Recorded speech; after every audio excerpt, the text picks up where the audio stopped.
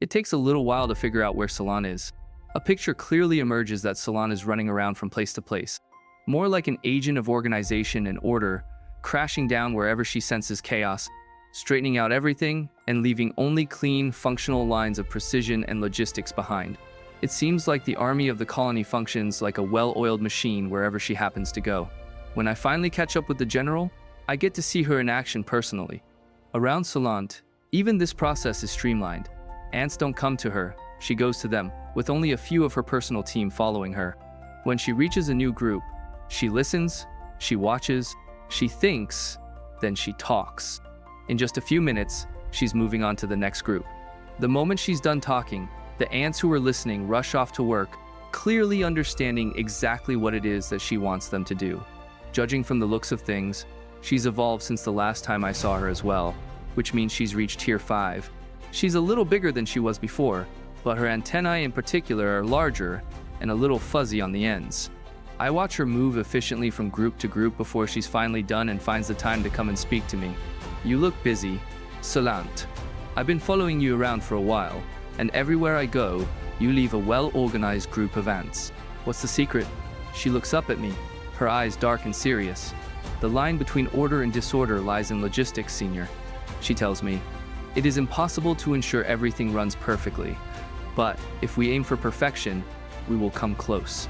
"So you're trying to ensure that our logistics are working as well as possible?" "Of course. We are planning to embark upon a grand campaign, are we not?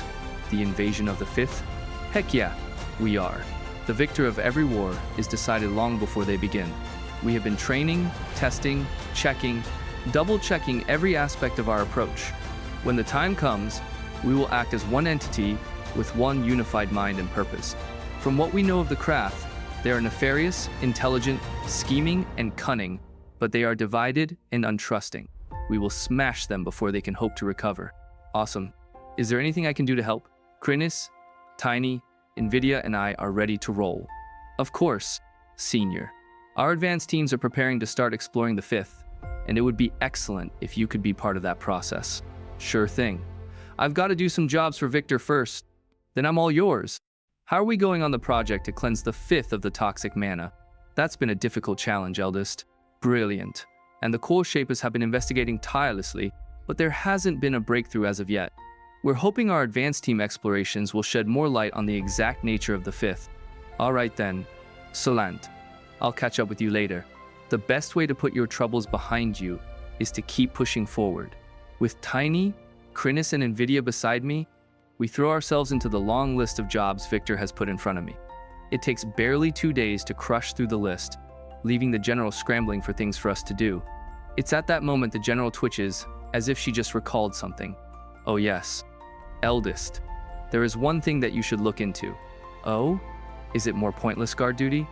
"Anyone can do those jobs. You don't need a pack of mythic monsters to take care of them." "Well, that's fine, but we are stretched thin down here, Eldest." "All right then. What is this job?" I sigh. "We need you to welcome and escort a Via." My antennae twitch. What in the name of all that is good and six-legged is a Via? That's not important. This mission has the utmost level of secrecy. You'll understand everything when you meet them at the gate. "Fine. How long do I have?" "About an hour." Despite feeling like something very odd is going on, I head to the gate hub and wait. When the time arrives, the gate flashes bright. When the light dims, a large insect-like form is revealed, antennae wiggling as they take in the new sights and sounds. "Ah, very important ant. Makes sense." Twack! Ouch! "I'm no more important than anyone else in the family," my mother says, clacking her mandibles huffily. "Hello there, Mother. I wasn't expecting to see you here." She turns to look at me directly. "Then why are you here? Lazing about? Avoiding work?" "Whoa! No, not at all. I was asked to meet someone. I just didn't expect it to be you. They didn't tell me who was coming." "Why are you here, Mother?" Thwack. "Should I not be here? Are you saying I'm not strong enough?" "No. Sheesh. I was just wondering why." Another flash of light, and the aphid queen arrives. At the appearance of her beloved pet, the queen stops threatening me and turns to check on the little creature, fussing over her to ensure she arrives safely. "Well, Mother, I'm glad to see Affy made it all right. Do you have any idea where I'm supposed to take you?" I wasn't told. Really? Child. Surely you can figure it out for yourself. Can I ask this without getting my head bashed in with an antenna? Mother clacks her mandibles disapprovingly. Of course, child. Are you moving into this nest permanently? Permanently, she replies. Am I not able to make decisions for myself, child? She asks, dangerously. Of course you can. Who could argue otherwise? I'm a little tired after using the gate. It was difficult to get the children out of my way. For some reason, there was constantly some pressing emergency that needed to use the gate. It went on for days. Well, let's go get you settled into your chambers. I'm pretty sure I know where they'll be. Thank you, child. I appreciate your help. With the queen and aphid queen in tow, I make my way from the gate to the center of the nest. Well, why did you decide to move? Getting bored in the third? Mother clacks her mandibles contemplatively. As the family grows, I don't need to lay eggs all that much anymore. There are many queens now, each laying more eggs a day than I can. Of course, I still intend to produce more brood, but there is much I can do to help my children fight. The chances of talking the queen out of battle are basically nil at this point. I need to talk to the council about this. Whack. Oi, what was that for? The queen eyes me suspiciously. I had a sense of something. None of you were able to stop the queen from moving down here? She wants to fight. Like, really fight.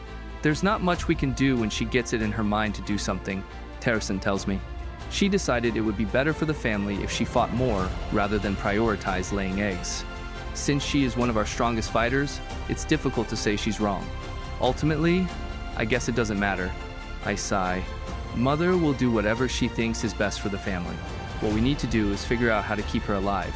If she consults with the generals, we can influence where she fights, but if she doesn't, she absolutely won't. I tell them. Is there any chance we can control what scent trails she comes across? That's how she'll get to the front line. Laying false trails will be difficult, Eldest. Burke tells me. You don't have to change much. Just rename one of the more out-of-the-way fronts to most important or situation dire. Do you really think she would fall for that? Maybe. I feel like if she was here, she would hit you with her antenna. Of course she would. I'll take a few thwacks if it means keeping her alive. We can give it a try, Will sighs.